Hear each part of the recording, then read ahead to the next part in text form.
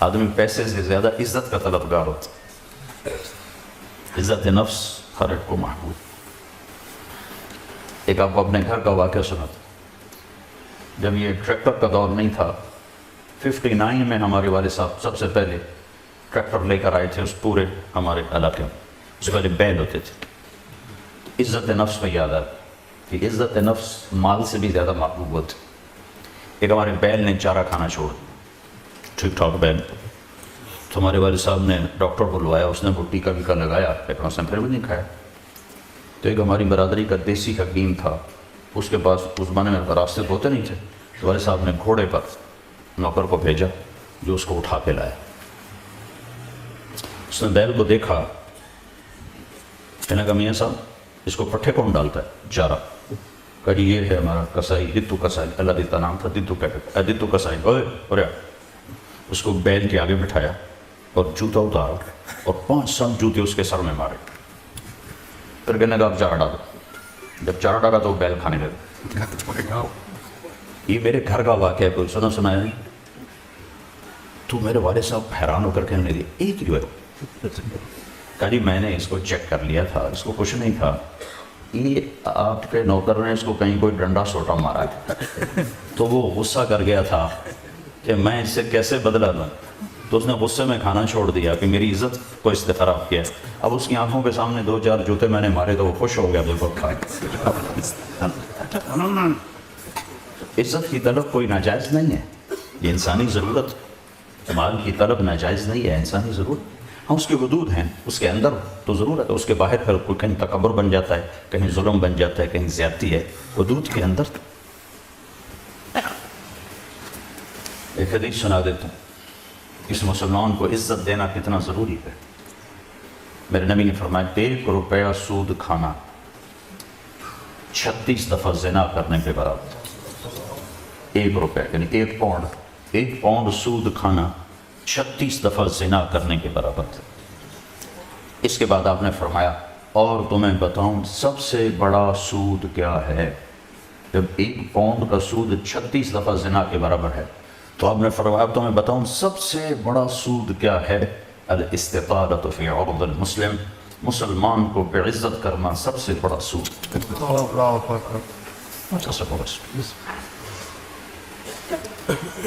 تو نوکر آپ کو پروٹوکول دیں گے، خوشی ہوگی، جنت سے بڑھ کے خوشی ہو، تو نوکر چلے جائیں گے، پھر اللہ کا اشارہ ہوگا، ٹک ٹک ٹک ٹک ٹک ٹک ٹک، دروازے کھلیں گے تو فرشتے آئیں گے، والملائکۃ یدخلون علیہم من کل باب، اب یہ کروڑوں کی تعداد میں آئیں گے، کہیں گے سلام علیکم سلام علیکم سلام علیکم۔ چاروں طرف سے جب سلام ٹھوکیں گے کہیں گے بھائی تم نورانی مخلوق ہمیں سلام کیوں کر رہے؟ کہیں گے بما صبرت، وہ جو آپ نے لندن میں صبر کی زندگی گزاری، یہ اس کے بدلے میں ہمیں اللہ نے کہا جاؤ سلام کریں۔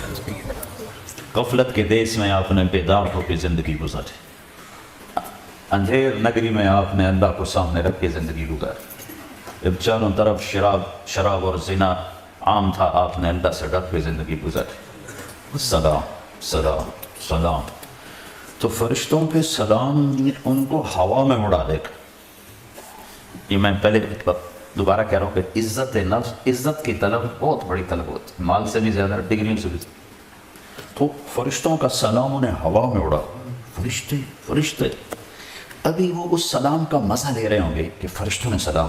اور آئیڈیل ہوں بتا رہا ہوں، آئیڈیل تو ایک دم میرے رب کا عرش ایسے کھلے گا، ایک دم نور ہی نور چھا جائے، جب ایسے آنکھیں اٹھا کر دیکھیں گے واہ واہ واہ، اللہ سامنے ہوگا اور اللہ کہے گا سلام قولا من رب الرحیم، اب تمہارا رب بھی تمہیں سلام پیش کرتا ہے۔ اور پروٹوکول کی آخری حد، تمہارا رب تمہیں سلام پیش کرتا ہے، سلامان قولا من رب الرحیم، رب رحیم، اے میرے بندو، اے میری بندیو جنہوں نے دنیا میں مجھ سے ڈر کے زندگی گزاری، میں تمہارا رب تمہیں سلام پیش کرتا ہوں، تو تمہیں مرحبا کہتا ہوں، تمہیں ویلکم کرتا ہوں۔ پھر میرے نبی نے فرمایا اللہ ہر ایک کا نام لے کر حال پوچھے، ہر مرد عورت کا نام لے کر نام لے کر کے کیا حال ہے، ٹھیک ہے، کوئی تکلیف تو نہیں، کوئی حاجت تو نہیں، کوئی پریشانی تو نہیں۔ تو جب یہ اللہ کو دیکھیں گے کہیں گے یا اللہ ہم تو تیری عبادت ہی نہ کر سکتے، ہمیں تو پتہ ہی نہیں تھا تو ایسے حسن و جمال والا ہے، کیا یہ ہو سکتا ہے کہ ہم تو یہ ایک سجدہ کریں جیسے لندن میں کرتے تھے؟ یہ وہی کہہ سکیں گے جو نماز پڑھتے تھے، جو نہیں پڑھتے وہ کیسے کہہ سکیں گے؟ کیا یہ ہو سکتا ہے کہ ہم تم ایک سجدہ کریں جیسے دنیا میں کرتے تھے؟ تو اللہ تعالیٰ فرمائیں گے میرے بندو اب پوزیشن بدل چکی ہو، حیثیت بدل چکی، حیثیت پوزیشن، یا اللہ وہ کیسے کہ دنیا میں تم بندے تھے اور میں تمہارا مالک تھا، تم نوکر تھے اور میں مالک تھا، ٹھیک، تم ایمپلائی تھے، تمہاری زبان، تم میرے ملازم تھے اور میں تمہارا مالک تھا، تو تمہارے ذمے میری مان کے چلنا، میری عبادت کرنا، نمازیں پڑھنا، روزے رکھنا تمہارے ذمے تھا۔ اب جنت میں آ کے حیثیت بدل گئی ہے، اب تم مہمان ہو اور میں تمہارا میزبان ہوں۔ کیا ہوسٹ کہتے ہیں میزبان کو؟ تو اب تم میرے لیے مہمان ہو، میں تمہارا ہوسٹ ہوں، اور مہمان کو تکلیف نہیں دی جاتی، مہمان کو بٹھا کے کھلایا جاتا ہے، جاؤ کلو واشربو، کھاؤ پیو، ہنیئا، ہنیئا کا کیا مطلب ہے؟ کھاؤ، ہر لقمے کی لذت پہلے سے زیادہ پاؤ، کھاؤ، کھانے کے بعد پخانا کوئی نہیں، پیو، ہر گھونٹ کی لذت پہلے سے زیادہ پاؤ، پیو، پینے کے بعد پیشاب کوئی، بیماری کوئی۔ پھر پینے پلانے کی بھی 3 محفلیں قرآن نے بتائیں کہ یہاں شراب نہ پیو، آپ کے یہاں عام ہے، اس لیے یہ ہر دفعہ میں بتاتا ہوں کہ اللہ کرے آگے والی سوچ دل دماغ پہ چھائی رہے کہ یہاں میرا رب ہر اس چیز سے روکتا ہے جو انسانی وقار کو ختم کرنے والی اور انسانیت پہ داغ، تو یہاں کہتا شراب نہ پی۔ آگے کیا ہوگا؟ کہاں تمہیں 3 مجلسیں دیکھنے کو ملیں گی، 3۔ ایک کون سی ہے؟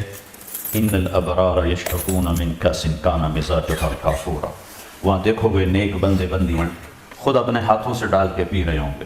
یہ جنت کا سب سے چھوٹا درجہ ہے، کیسے ڈالیں گے پیئیں گے، ڈالیں گے پیئیں گے۔ ایک درجہ اس سے اوپر ہے VIP، وہاں کیا ہے؟ وَيُسْقَوْنَ فِيهَا كَأْسًا كَانَ مِزَاجُهَا زَنْجَبِيلًا، وہاں ان کو خدام پلا رہے ہوں، سرونٹس، نوکر، فرشتے، نوکر ڈال کے پیش کریں اور سامنے حاضر کریں، یہ لیج۔ ایک VVIPs ہوگا، سب سے اوپر کا درجہ، وہاں کیا ہوگا؟ وہاں ہوگا وَسَقَاهُمْ رَبُّهُمْ شَرَابًا طَهُورًا، اور وہاں اللہ خود پلا رہا، اللہ خود پلا۔